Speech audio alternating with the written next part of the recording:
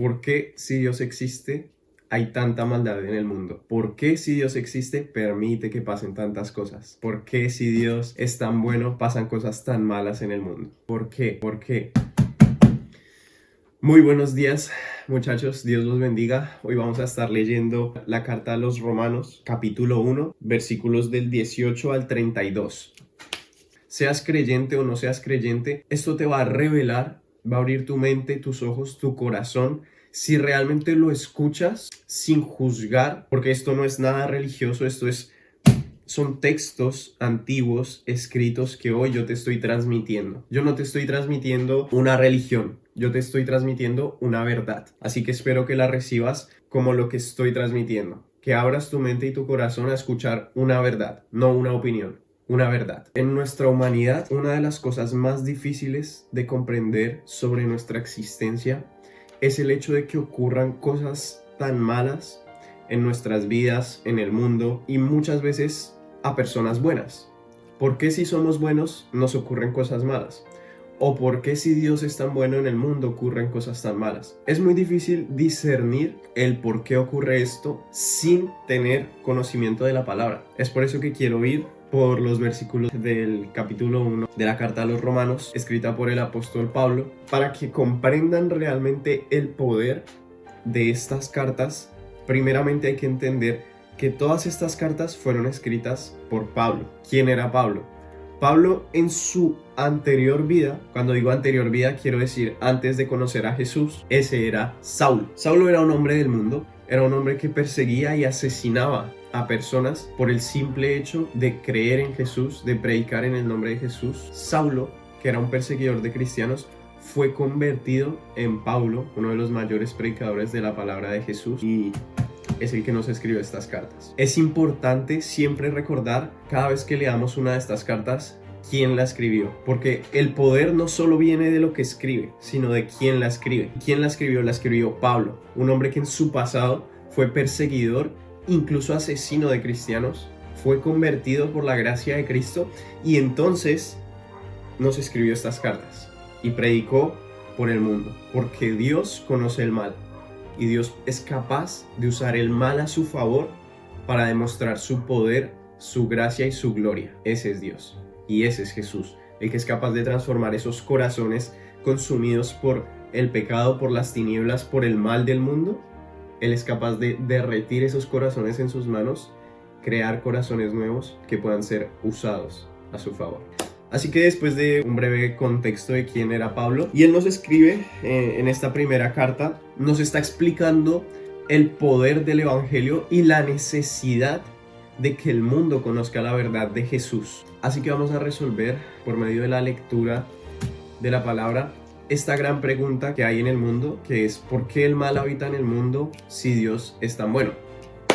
Vamos directamente al versículo 18 del capítulo 1. En efecto, la ira de Dios se revela desde el cielo contra las maldades e injusticias de los humanos que aprisionan la verdad con la injusticia. Aquí hay varias cosas importantes. Pablo empieza la carta escribiendo en efecto, la ira de Dios. Cuando dice en efecto, Pablo está reconociendo que en el mundo hay mal. Para Dios no hay nada oculto en el mundo.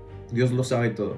Dios sabe que hay maldad, Dios sabe que hay pobreza, Dios sabe que hay hambre, Dios sabe que hay guerras, Dios lo sabe todo, Jesús lo sabe todo. Y por eso Jesús le revela a Pablo en estas escrituras que en efecto, la ira de Dios, en efecto, Él lo conoce todo, en efecto, Él sabe que estás pasando por ese problema, en efecto, Él conoce tus lágrimas, en efecto, Él sabe que tienes rencor hacia Él en tu corazón, en efecto, Él sabe que tu fe no está muy fuerte en estos tiempos, en efecto, Él sabe que tú estás dudando de su existencia.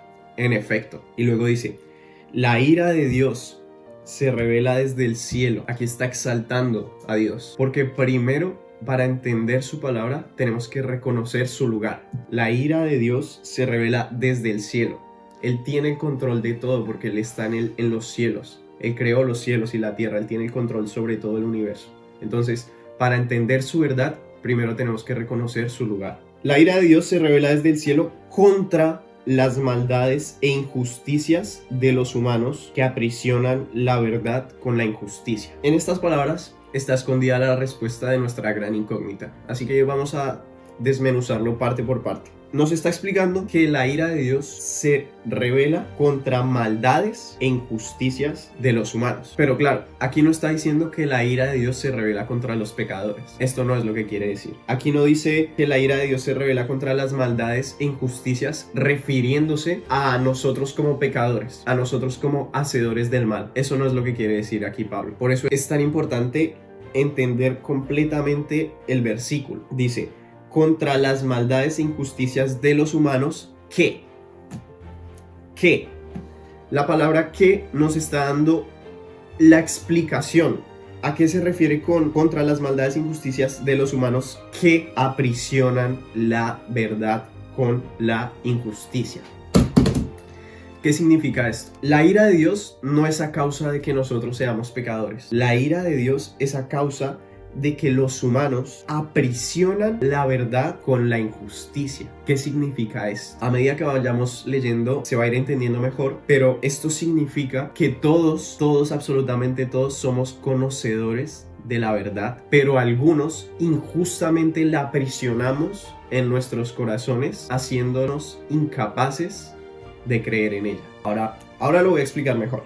Vamos a ir a Juan capítulo 3, versículo 36, que ya lo tengo aquí apartado. ¿Y qué dice el versículo 36? Dice: el que cree en el Hijo tiene vida eterna. El que se resiste al Hijo no verá la vida, pues siempre le acecha la ira de Dios. Ya estamos leyendo que la ira de Dios va contra aquellos que aprisionan la verdad. Juan nos está diciendo: el que se resiste al Hijo no verá la vida, pues siempre le acecha la ira de Dios. Ok, entonces todos somos conocedores de la verdad, pero la ira de Dios en el mundo se revela a causa de que nosotros somos necios a aceptar y a creer en esa verdad. Dice el versículo 19, ya estamos de vuelta en Romanos, capítulo 1, versículo 19. Dice: pues ellos tienen claro lo que se puede conocer de Dios, ya que el propio Dios se lo manifestó. Aquí lo que quiere decir es que no hay una persona en el mundo que crea en Dios por su propio mérito. Yo no creo en Dios porque yo leí, yo no creo en Dios porque yo quise investigar, yo no creo en Dios porque me arrodillé y oré mucho, yo no creo en Dios por mi mérito.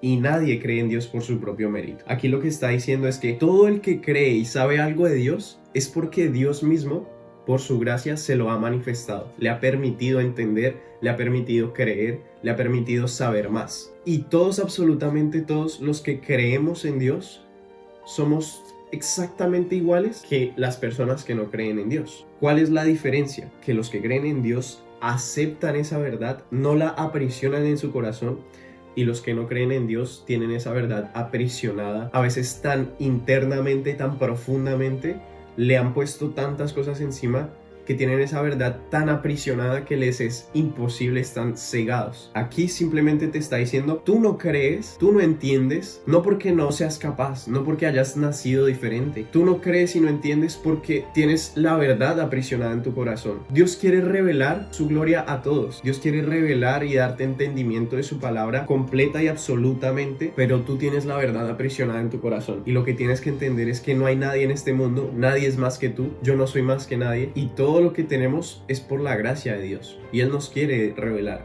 Él nos quiere manifestar la verdad. Nadie en este mundo cree por su propio mérito, más porque Él nos concedió creer en Él. Vamos al versículo 20. Como les decía en el versículo 18, todos conocemos la verdad, pero algunos la tienen aprisionada. Y para explicar esto mejor, en el versículo 20 nos dice: porque lo invisible de Dios desde la creación del mundo se manifiesta a la inteligencia a través de sus obras. Su poder eterno y su divinidad en consecuencia son inexcusables. Todos conocemos la verdad por el simple hecho de que existe el mundo. Muchos se preguntan: ¿por qué no puedo ver a Dios? Pero lo que no entienden es que Dios está en todos lados. Dios está en tu cuerpo. Dios está en ese complejo proceso que tiene que atravesar el cuerpo simplemente para mover el pulgar. Porque para mover el pulgar esto no pasa como arte de magia. Para simplemente mover el pulgar, el cuerpo tiene que hacer una cantidad de complejos procesos a través de la mente, a través del cuerpo, de los músculos, de la sangre. El simple hecho de mover el pulgar es la confirmación de que Dios existe.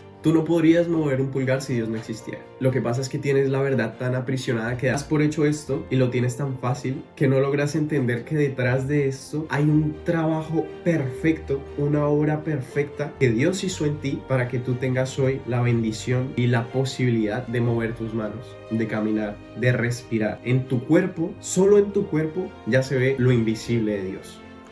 Pero ahora, miremos por la ventana. Mira afuera, mira al mundo, con las aves, los animales, los cielos, los mares, la tierra. Todo, absolutamente todo ha sido perfectamente creado y específicamente colocado para que todo funcione en armonía y para una sola razón: darle visibilidad a la invisibilidad de Dios. Y si Dios te dio la bendición de tener vista, de tener ojos, también te dio la bendición de creer que todo lo que está afuera existe y ha sido creado por su causa.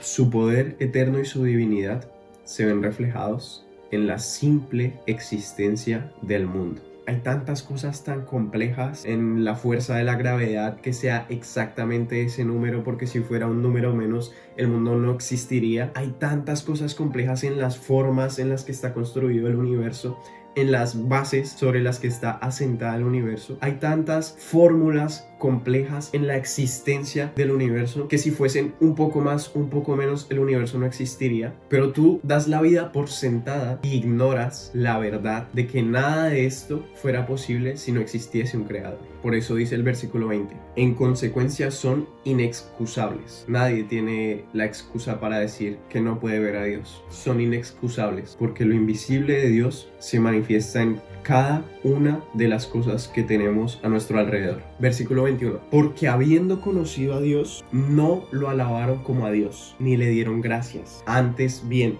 se ofuscaron en sus razonamientos y su insensato corazón se entenebreció. Esa es la respuesta. ¿Por qué hay tanto mal en el mundo si Dios es tan bueno? Porque habiendo conocido a Dios el mundo, ni le dieron gracias, y antes bien se ensimismaron en sus corazones, en sus razonamientos, y su insensato corazón se llenó de tinieblas.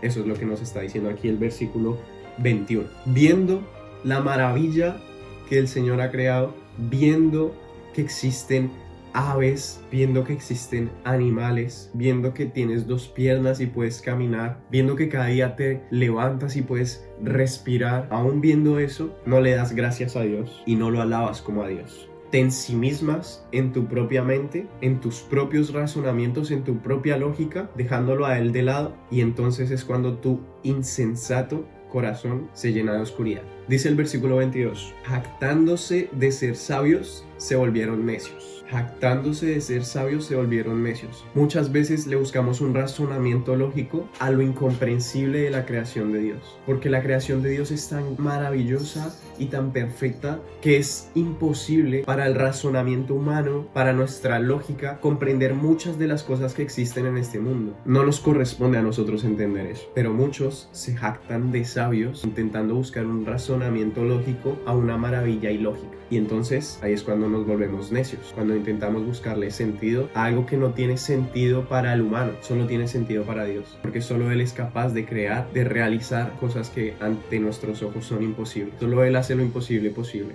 No tenemos necesidad de entenderlo. Nuestra única necesidad es de alabarlo y agradecerle. Dice el versículo 23: y cambiaron la gloria de Dios incorruptible por una representación de formas humanas corruptibles, de aves, de cuadrúpedos, de reptiles. ¿Qué nos está diciendo el versículo 23?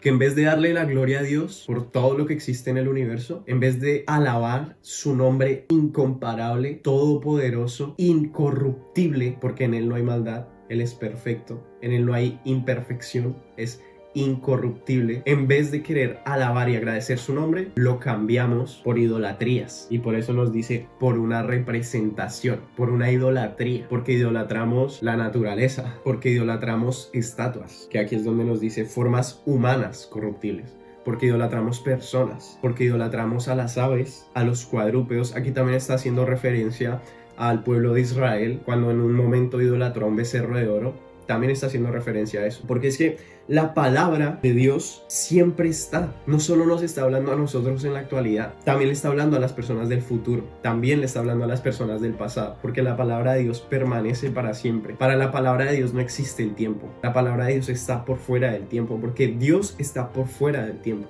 La palabra de Dios no solo nos está hablando a nosotros, también hace referencia al pasado. También le va a hacer referencia al futuro. Porque la palabra de Dios permanece para siempre. Entonces el versículo 23 nos dice: dale la gloria al que le tienes que dar la gloria. No cambies lo incorruptible por lo mundano.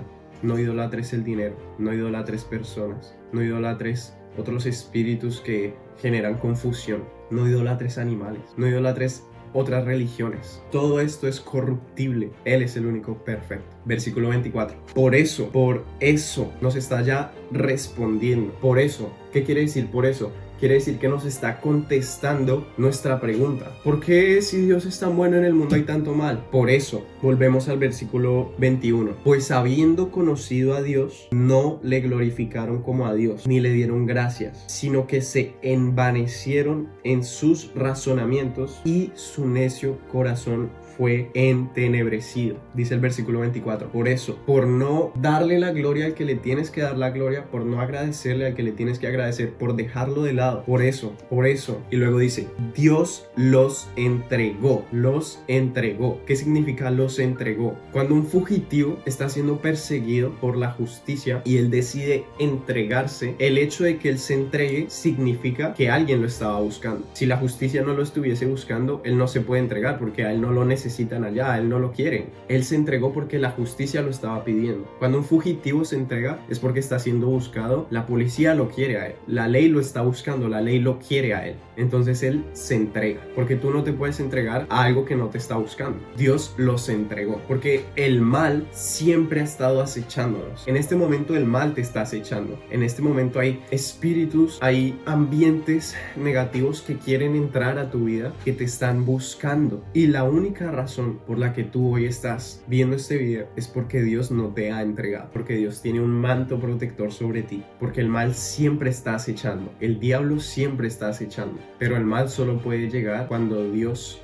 los entrega, porque el diablo necesita el permiso de Dios para poder entrar a tu vida. Por eso Dios los entregó a sus apetencias y deseos. ¿Qué quiere decir esto? A causa de que el ser humano endureció tanto su corazón y dejó tanto de lado a Dios, Dios dijo: ok, ¿quieres hacerlo por tu cuenta? Dios no nos va a controlar como robots. Dios nos dio libre albedrío. Dios nos dio libre elección, Dios nos dio libre pensamiento. Dios vio que queríamos endurecer nuestro corazón, que queríamos ser necios, tercos, ir por el camino equivocado. Y Dios no dijo: no, vas a hacer lo que yo diga, como yo diga, cuando yo diga. Dios no dijo eso. Dios dijo: ok, ¿quieres entregarte al mal? ¿Quieres entregarte a tus propios deseos, a tus propias apetencias? Yo te entrego a ellos. A causa de que nosotros no quisimos aceptar la verdad, a causa de que nosotros no le dimos la gloria, no le dimos gracias a Él, a su nombre, a su reino, a causa de que nosotros dejamos que nuestro corazón se llenase de tinieblas, Él nos entregó a nuestras propias apetencias y deseos. Y dice: hasta un grado de impureza tal que deshonraron entre sí sus propios cuerpos. Aquí lo que está diciendo es que Dios nos dejó tanto tomar el control de nuestras vidas que llegamos a tal punto que no solo hacíamos mal al mundo, sino que empezamos a hacernos mal a nuestros propios cuerpos.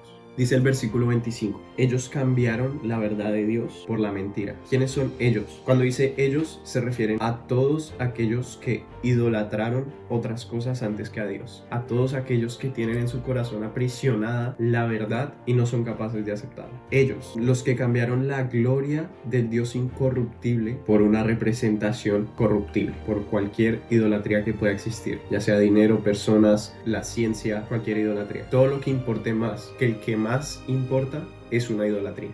Continúa diciendo: por la mentira. Ellos cambiaron la verdad de Dios por la mentira y adoraron y sirvieron a la criatura en vez de al Creador. Porque a veces agradecemos más a nuestros jefes que nos pagan el sueldo antes que agradecer a Dios quien nos guió hasta ese trabajo. A veces agradecemos más a la inmobiliaria que nos rentó el piso antes que a Dios, que fue el que nos llevó a ese lugar. Porque a veces agradecemos más al de la tienda que nos vende los alimentos antes que a Dios, quien es quien provee todos los alimentos. Porque a veces vivimos nuestra vida en automático desde que nos levantamos hasta que nos acostamos, antes que agradecerle a Dios, que es quien nos da el aliento para despertarnos y el descanso para acostarnos. Entonces empezamos a servir al mundo en vez de servir al Creador. Y dice la palabra, que es bendito por los siglos. Amén. Amén. Él es sólido, en Él no hay mentira. Es completamente confiable. Eso significa amén. Eso es Dios. Eso es Jesús. El amén. Por los siglos de los siglos. Porque Él siempre permanece. Él es incorruptible. No importa cuánto tiempo pase, no importa cuántos siglos pasen, Él siempre va a ser bendito e incorruptible. Y eso es una verdad sólida, confiable, que no hay mentira en ella, porque es la palabra de Dios. Por eso se dice amén. Donde tú veas un amén, es un testigo que te está confirmando que esa promesa de Dios es real, irrefutable,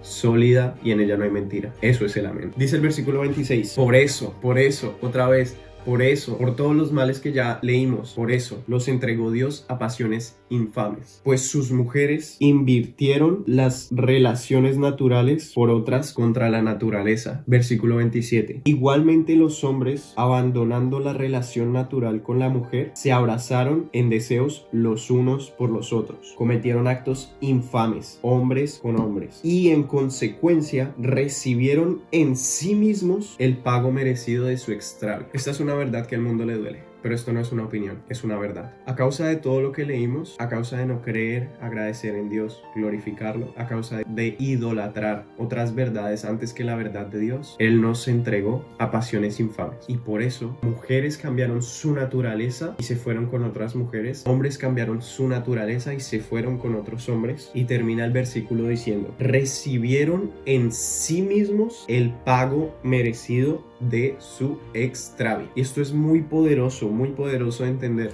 Aquí de qué nos está hablando, de la homosexualidad. ¿Qué quiere decir? La homosexualidad no es por causa de que tú hayas nacido diferente. La homosexualidad no es por causa de que tú pienses diferente. La homosexualidad no es porque Dios te haya creado así. La homosexualidad no es porque tú sientes diferente. Aquí nos está hablando que la homosexualidad es una consecuencia de la necedad del ser humano. Dios no te creó así. Aquí lo que nos está diciendo es que la homosexualidad es una consecuencia de un mal que viene de generaciones. La homosexualidad es estar pagando por algo que no debes pagar. La homosexualidad es no reconocer que estás yendo por un camino equivocado porque Dios dejó que fueras por ese camino, pero Él siempre está esperando a que regreses y vuelvas al camino correcto. Lo que dice la palabra de Dios es que recibieron en sí mismos el pago merecido de su extravío. Aquí lo que nos está diciendo es que la necedad del corazón, la negación de la verdad, la negación de Dios, tiene una consecuencia. Y esa consecuencia hay que pagarla. Pero cuidado, volvemos a Juan 3:36, donde dice, el que resiste al Hijo no verá la vida. El que cree en el Hijo tiene vida eterna.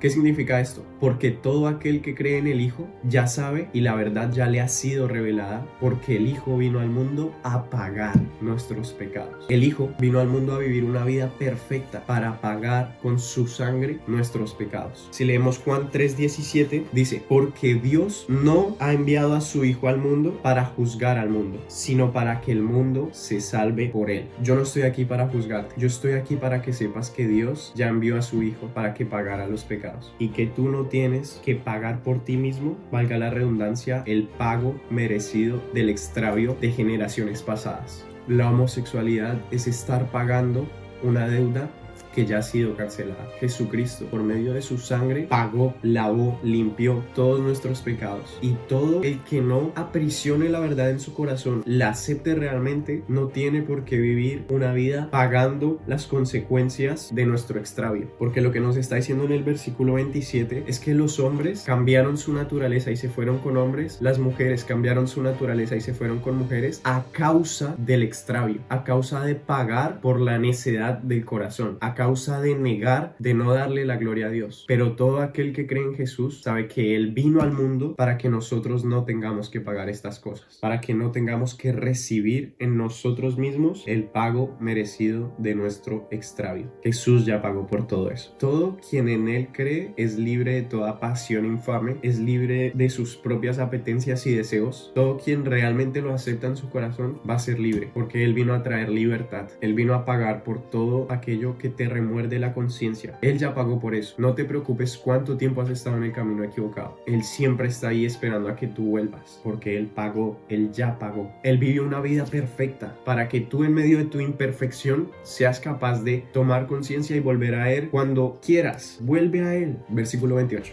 Y como no tuvieron a bien ahondar en el verdadero conocimiento de Dios, los abandonó Dios a los descarrios de su mente insensata. Ahora ya no solo nos está hablando de la homosexualidad, ahora nos está hablando de que todo lo que proviene de una mente descarriada es la consecuencia del abandono de Dios. Todo, absolutamente todo lo que viene del mal no es más que la consecuencia de haber abandonado a Dios. Dice, para que hicieran lo que no conviene. Por eso, dice el versículo 29, por eso están llenos de toda injusticia, perversidad, codicia, maldad, envidia, homicidio, contienda, engaño, malignidad. Por eso son difamadores, detractores, enemigos de Dios, ultrajadores, altaneros, fanfarrones, ingeniosos para el mal, rebeldes a sus padres, insensatos, desleales, desamorados y despiadados. Del versículo 29 al 31 está mencionando todo, absolutamente todo lo que está mal en el mundo. Todo lo que está mal en el mundo lo puedes encasillar en estas palabras: guerras, bombas, violaciones, asesinatos, pérdida de la naturaleza humana, las mentiras, los chismes, el alcohol, las drogas. Todo, absolutamente todo, está encasillado en estas palabras. ¿Y qué nos está diciendo Dios? Que el mal que hay en el mundo no es por su causa, no es porque Él no sea bueno. Está diciendo que a causa de nuestra negación de la verdad, de dejarlo a Él de lado, por causa de nuestra necedad de corazón, de permitir que las tinieblas llenen nuestro corazón, por eso es que el mundo está como está, por el abandono de Dios. Porque Dios no quiere robots, Dios no quiere personas que sigan una línea, que todos, absolutamente todos, hagamos lo mismo, pensemos igual y nos movamos igual. Dios nos dio libre albedrío y libre pensamiento, y a causa de que Él en su infinita misericordia nos deja ser lo que nosotros queramos ser, a causa de eso el mundo está como está. Dice el versículo 32, pero además, aunque saben que Dios declara reos de muerte a los que practican tales cosas. ¿Qué significa esto? Como leímos en el capítulo de Juan, todo el que cree en el Hijo tiene acceso a la vida eterna, pero asimismo lo contrario, quien no cree en el Hijo, quien rechaza la verdad, Dios declara reos de muerte a los que practican tales cosas, porque el acceso a la vida eterna solo se da por medio del Hijo, solo se da por medio de aceptar esa verdad que tienes aprisionada en tu corazón, negarte a tus pasiones, negarte a tus deseos, volver al camino que Jesús tiene para ti, y entonces tienes acceso a la vida eterna, entregando tu vida a Jesús, volviendo a nacer. Hay que nacer de nuevo. Como les decía al principio cuando estaba hablando de Pablo, Pablo fue un perseguidor de cristianos, pero Jesús transformó su corazón y él nació de nuevo. No importa cuán oscuro era el pasado de Pablo, no importa lo que él hacía en su pasado, lo que importa es que él volvió a Jesús, nació de nuevo, y Jesús cambió su corazón y lo llevó por el buen camino. No importa tu pasado, no importa lo que hayas hecho, vuelve a Jesús, acepta esa verdad que tienes aprisionada en tu corazón, y entonces Él, por medio de su gracia, va a hacer que tú logres nacer de nuevo. Y cuando naces de nuevo, tienes el acceso a la vida eterna. Sigue diciendo: aún sabiendo que Dios declara reos de muerte a los que practican tales cosas, no solo las practican, sino que aprueban a los que las cometen. Estos somos nosotros siempre que permitamos que otras personas vivan en el camino de la oscuridad y no seamos capaces de infundir en ellos la verdad. Estos somos nosotros con nuestros amigos que están en los caminos incorrectos y dejamos que sigan en esos caminos incorrectos, aún sabiendo que Dios declara reos de muerte a los que practican tales cosas. Estos somos nosotros conformándonos con un mundo que vive en el pecado, aún sabiendo el final al que llevará ese camino a cada una de esas personas. No podemos conformarnos con no practicar estas cosas, sino que también debemos reprobar a los que las cometen. No por juzgar, porque como leía en Juan, Jesús no vino a juzgar, Jesús vino a enseñar una verdad para que seas salvo por medio de esa verdad. Así que vuelvo y repito, yo no estoy aquí para juzgar, y la palabra de Dios no está aquí para juzgar, está aquí para que todo el que la escuche realmente, todo el que acepte la verdad, sea salvo. y salga de ese camino que lo está llevando a una muerte, a un sufrimiento, y vuelva por el camino que lo va a llevar a la vida eterna. Y quiero cerrar con el capítulo 2, versículo 1 y 2. Y dice: por eso tú que juzgas, quien quiera que seas, no tienes excusa, pues al juzgar a otros te condenas a ti mismo, ya que haces lo mismo que aquellos a quienes juzgas. Cuando tú compartes la verdad de Jesús, te estás condenando a ti mismo, porque con la medida que midas, vas a ser medido. Yo les comparto esta verdad, les comparto la palabra, porque quiero que así como yo los estoy midiendo con las medidas, valga la redundancia, de la palabra de Dios, quiero que el mundo me mida a mí, para que si yo en algún momento estoy caminando por el sendero equivocado, me midan con esas mismas palabras, me juzguen con esas mismas palabras y me atraigan de nuevo al camino de Dios que me lleva a la vida eterna. Porque a mí no me gustaría que, si tú conoces que lo que yo estoy haciendo me lleva a la perdición, apruebes que yo cometa tales cosas y me dejes caminar en medio de mi ceguera hacia ese sufrimiento eterno. Odiaría que hicieras eso. Yo comparto la verdad porque quiero que mi vida sea juzgada con la verdad,